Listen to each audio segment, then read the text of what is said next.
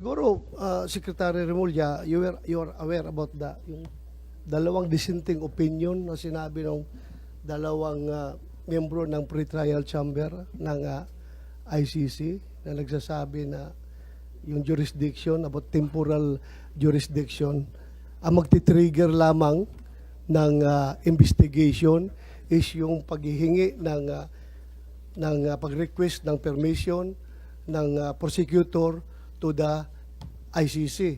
At ito'y ginawa nila 2 years after nag-effect yung ating withdrawal from the ICC. Ginawa po nila yan, 2 years. Kaya nga, dalawang dissenting opinion yun eh. So sana, kung tayo, if you want to interpret itong mga bagay-bagay na ito, sana we have to interpret it in favor of our people. Yes, maraming salamat. Maraming ibinunyag nung nakaraang hearing. Kaya't mag-umpisa tayo kay Secretary Remulla with a very simple question. Is the Constitution the supreme law over all other laws? Simple lang po. Yes, ma'am. So it is also supreme over all other treaties. Yes, ma'am. Kapag nagkaroon ng conflict sa Constitution at yung Rome Statute, alin ang maghahari? The Constitution prevails. Kapag may pag-iiba sa saligang batas at yung RA 9851, alin ang mangingibabaw? Ang saligang batas po. Parati ang saligang batas, di po ba? Maliwanag Yes, ho yun. The President has been saying that the country was just complying with obligations and commitments to the Interpol in arresting and turning over the former President to the ICC. For the nth time, liwanagan na lang natin, a red notice from the Interpol is not a warrant of arrest. Is that correct? Perhaps the PCTC can help us here. Tama po kayo, Madam Chair. Ang red notice po ay hindi siya ang warrant of arrest. At ang pagka-alam ko, nung November 21, 2024, may nakita ako pero hindi ko na mahanap ngayon, biglang nawala sa ating website, sa DOJ website, isang legal opinion tungkol sa UAE na sinasaad na hindi maaring ang Pilipino ay hindi hayaan umuwi, ano? Maliwanag po 'yun. Kaya't nagtataka ako kung baka naman si Attorney Chan may kopya pa nun kasi ikaw raw yata yung author. November 21, ito tungkol sa UAE to. Walang kinalaman dito sa kay PRRD. Good afternoon, Madam Chair. I do not recall having issued a specific opinion on that date, Your Honor. If, Would you recall number 50? A memo number 50. It's no longer in the website for some mysterious opinion reason. number 50, If you could just look it up, we'd be very grateful we'll and get we'd back like to you to on have a that copy. within the afternoon, Madam Sige, Chair. Attorney Chan, maraming salamat. Ngayon, yung tinatanong ng lahat, yung obligasyon sa ilalim ng isang treaty, ibig sabihin ba, ligtas na sa ating Bill of Rights, sa mga karapatan pantao? Ibig ko sabihin, kapag may obligasyon ng Pilipinas sa ICC, sa Interpol, do we still have to comply with the Bill of Rights that guarantees the rights to the accused and to the arrested? That's a given. Certainly, the Bill of Rights is there precisely to limit the powers of the government, and if the government can circumvent the Bill of Rights by just entering a treaty, then the rights guaranteed under Article 3 of the Constitution are no longer secure, hindi po ba? So, can compliance with the ICC obligations allow the government to disregard the Bill of Rights? Hindi po ba? Maliwanag po yun. At for the same reason na talaga ang nangingibabaw sa lahat ay yung ating konstitusyon. So kahit papano napilitan na maaresto at itangay ang dating Pangulo sa ICC dahil daw sa ilang obligasyon, pandaigdigan, kinakailangan talagang sumunod pa rin tayo sa ating saligang batas, lalo na yung Article 3. Talagang sagrado po yun, di po ba? Yes. Yes, ma'am. So, ang tanong namin at tanong ng lahat ng sambayanan, bakit ang pamahalaan, ang administrasyon, hindi muna kumuha ng court-issued warrant galing sa Pilipinas bago inaresto si Presidente Duterte? Why didn't the administration secure a court order before flying the President out of the country? Nung last hearing, may sinasabi si Secretary Remulla na yung nangyari surrender, hindi extradition. At hindi katulad ng extradition, sa surrender, hindi kinakailangan mag-issue ng warrant of arrest para damputin ang dating Pangulo. Tama po ba yun? Kasi yun ang sinabi nyo dati nung Mga extradition kasi, hindi ho natin pwedeng gamitin dito sapagkat hindi tayo pwede mag-file na extradition dahil nasa atin po yung tao. Ang extradition po na sinasabi ng batas ay yung court o yung arresting state, yung state pala na may warrant, ang mag-file na extradition sa Pilipinas. Kaya surrender lang po talaga ang option natin. Wala ho tayong ibang option. Kabisado ko po yan. Panahon pa ng tatay ko, yung extradition law natin. Ako yata nag-type nung bata. Ang tanong dito, under surrender, there's no need for a Philippine court to issue a warrant. Ang sabi po ninyo. That's the stand of the government. Is that Opo, correct? iyan po yung aming stand. Does this not contravene the Bill of Rights that we've already agreed upon as being sacred and above all else, particularly the right of deprivation of liberty without due process, Yung due process and po the right kasi, of liberty of abode? kasi ang due process po rito, yung sa issuing body, yung nag-issue po na warrant of arrest if they observe due process.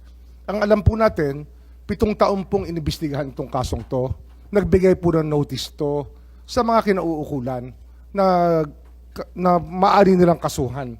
At pinayagan sila sumagot. Alam ko po yan na binigyan sila ng notice, may mga tanong na binigay sa kanila, pinayagan po sila sumagot. Kung ayaw po nila sumagot, 7 is taon our own ito look sa what. ibang bansa, hindi 7 taon dito sa Pilipinas. Opo, habang tayo po isaklaw ng ICC, Hindi pa rin saklaw yan sa ating batas. Hindi, Kasi ano ayon ho? sa ating batas, Hindi, habang tayo po ay saklaw ng ICC, binigyan na po ng due process yung mga tao. Madam Chair.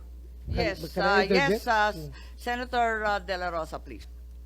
May I know from the good secretary, saan kayo nakakuha ng information na yan?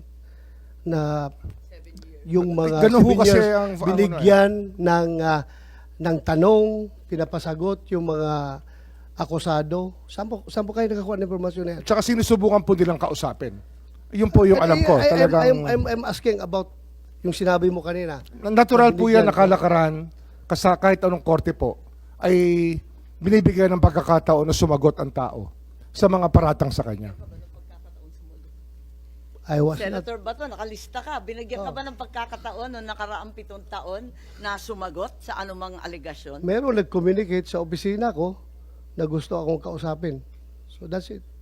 Hanggang doon lang.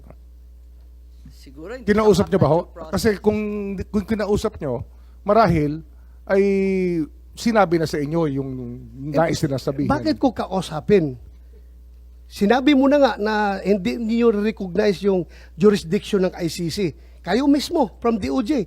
Ilang bisis mo sinasabi noon, Madam Chair, na hindi na recognize. Ako pa, i-recognize ko na ako mismo ang kinakasuhan? Kayo Meron na ho nga, kasing- gobyerno na kayo. Kayo na nagsasabi na hindi niyo na-recognize. Bakit ako pa mag-recognize? Meron po kasing residual powers ang ICC. Yun po Sabi yung ninyo, 1 taon lang yung residual power. Oho, So, pero bakit 2019 to 2020 yung buong ano ho, bilang yung yun? buong panahon na dumaan mula 2011 hanggang 2018, ito po ay panahon na meron pong jurisdiction ng ICC sa ating bansa, sa ating mga citizen.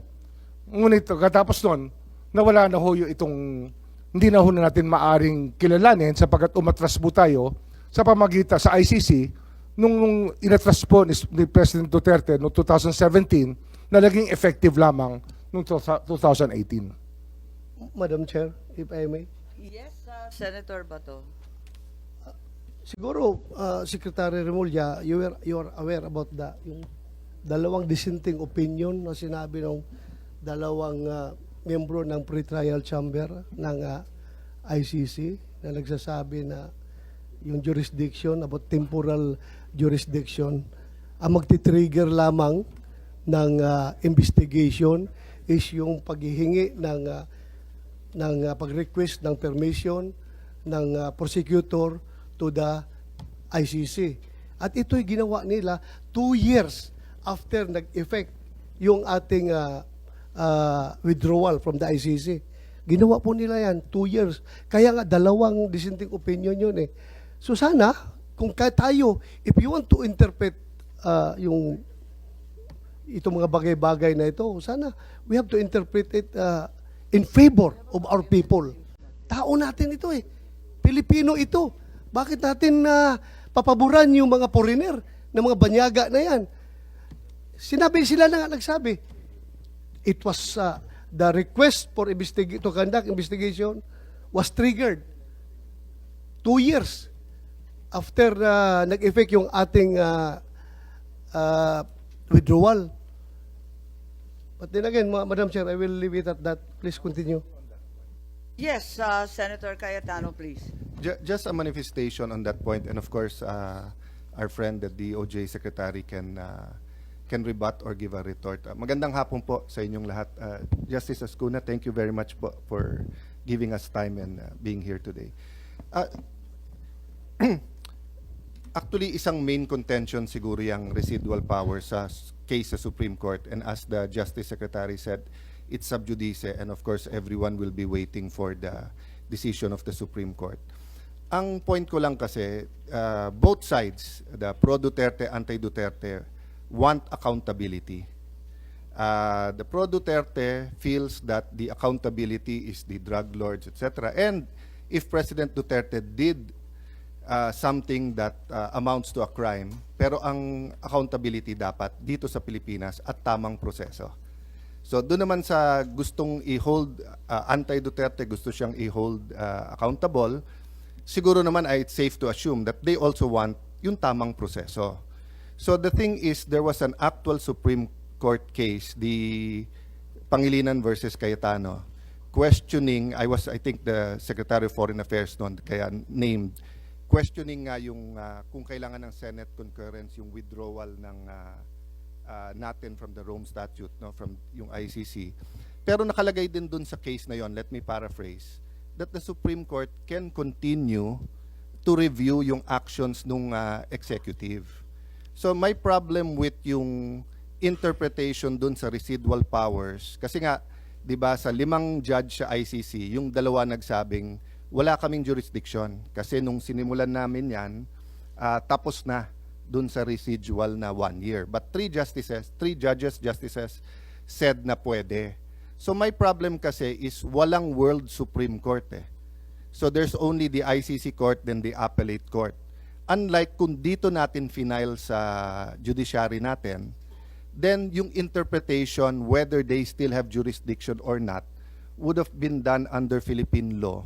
And President Duterte would have been able to present his case not only as to jurisdiction, but as to whether or not there is probable cause. So I'll stop there, Madam Chair. And again, I think this is a point of disagreement, but I just like to manifest that, no, that we can argue back and forth whether or not may jurisdiction ng ICC, and the reality is nandun na si President Duterte. But for future cases, whether it's Senator Bato or others named, I gave 2 examples. No, if suddenly there's a witness from Marawi and they said that our troops killed children and women, and then nag-issue ng arrest ang ICC, or if the military suddenly uncovers a mass grave in any part of the country and says na nilibing yan during 2011 to 2015, I want to know whether the ICC can issue a warrant and then pwedeng idiretso na silang i-expel, i-deport, or whatever we call it. And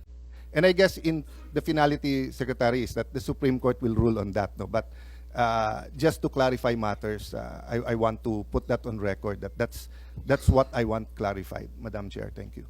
Maraming salamat kay Senator Cayetano.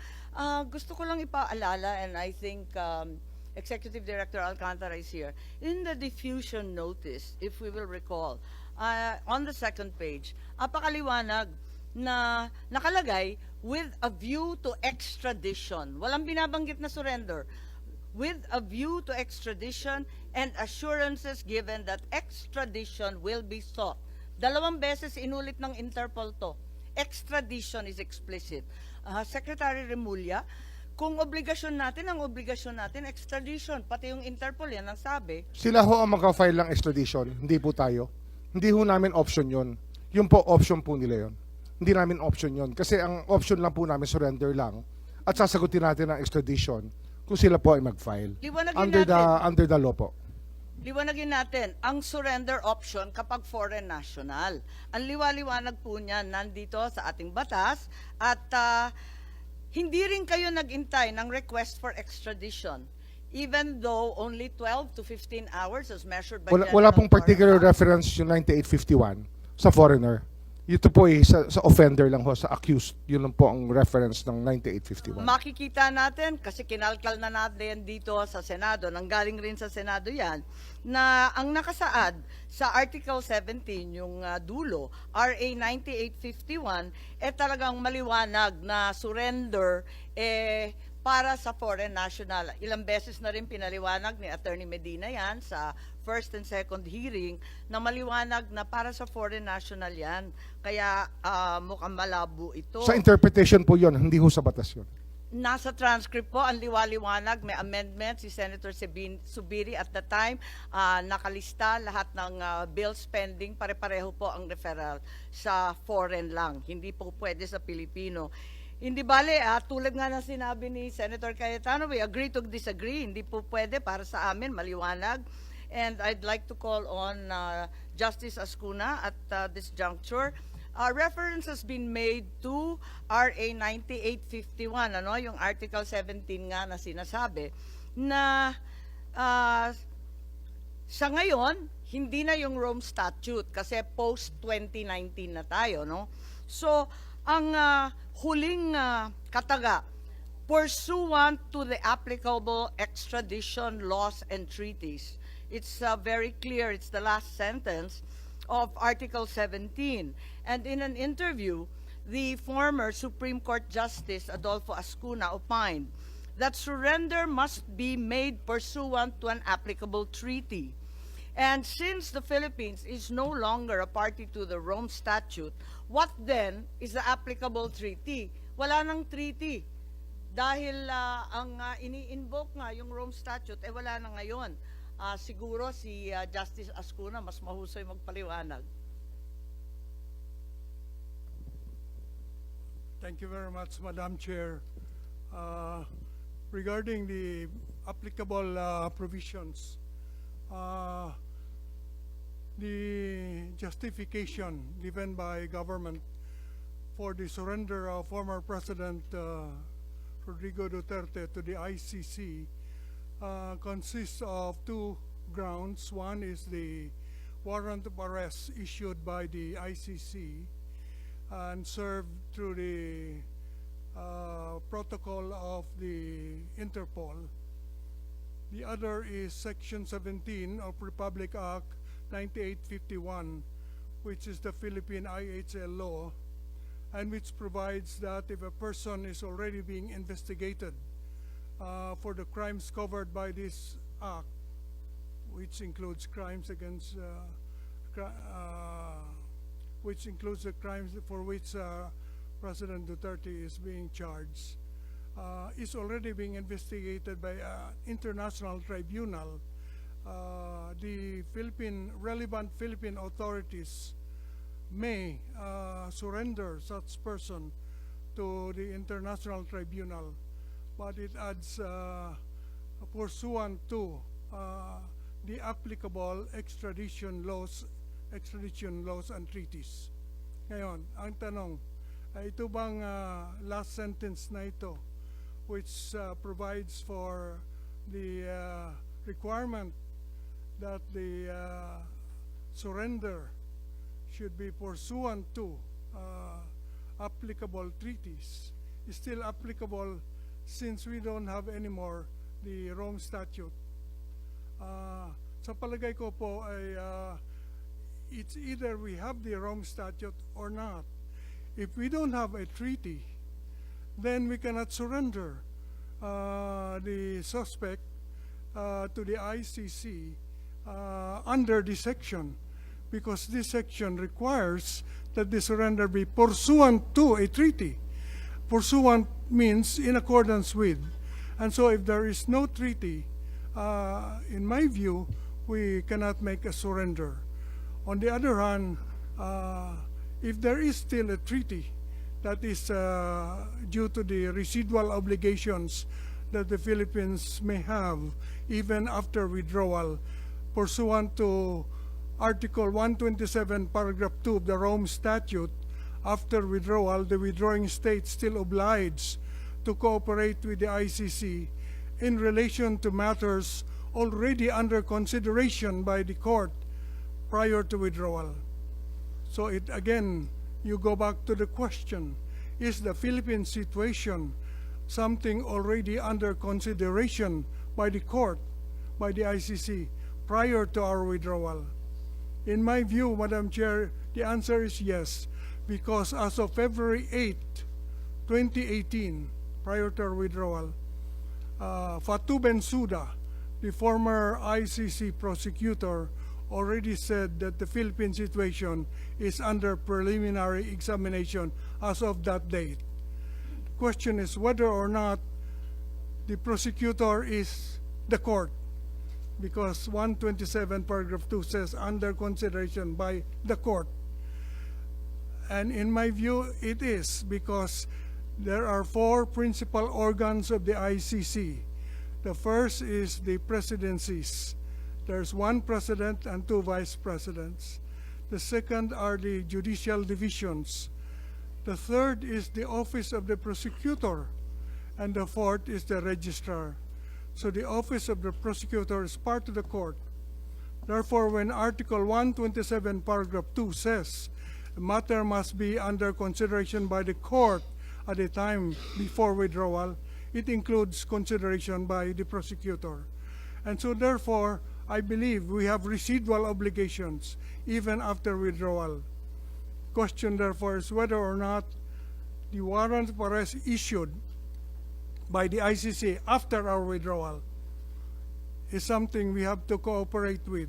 Under 127 paragraph 2, in my view, yes. And therefore, in my view, the warrant of arrest is legal. However, I believe that the surrender is not, because the surrender must be pursuant to a treaty, and therefore our own law, Section 17 of Republic Act 9851, brought back the Statute of Rome, even after withdrawal, because it requires that a surrender must be pursuant to the applicable treaty. And therefore, in this case, the applicable treaty remains the Statute of Rome.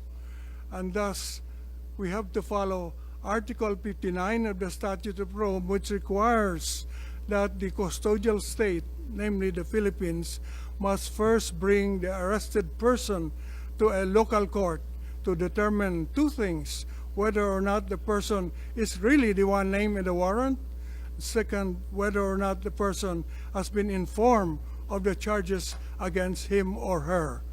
This was not done. Therefore, there was, in my view, a violation in the act of surrender.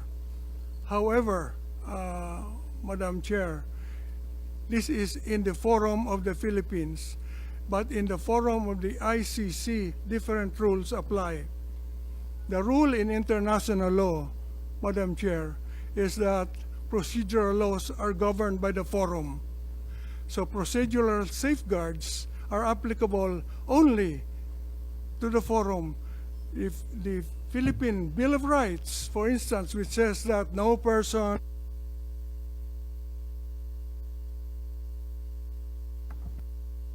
however, criminal proceedings before the ICC is governed by their own procedure. This is in accordance with private international law, that procedure is governed by Lex Fori, the law of the forum. And therefore, we go to the procedure in the ICC. In the ICC, I believe they follow what is called mali coptus beni detentus, meaning that even if the arrest is illegal, the detention can be legal, it does not automatically mean that if the arrest was illegal, the person arrested must be released. They will balance, it's a balancing act. They will balance the illegality of the arrest with the need to prosecute someone for very serious offenses under international law. And in their view, the balance weighs in favor of prosecution. They will prosecute, notwithstanding the violation of the procedure in the arrest and in the surrender, I mean. Therefore, it depends on whether you're talking about Philippine Forum or the ICC. The ICC, I believe, will follow their own procedure, whereas in the Philippines, as it is now pending in the Philippine Supreme Court, in my view, there is a violation and there will be consequences for that violation. Thank you, Madam Chair. Thank you very much, Justice Ascuna. As usual, we received a very exhaustive opinion, and I'm certain that we will be guided by the same.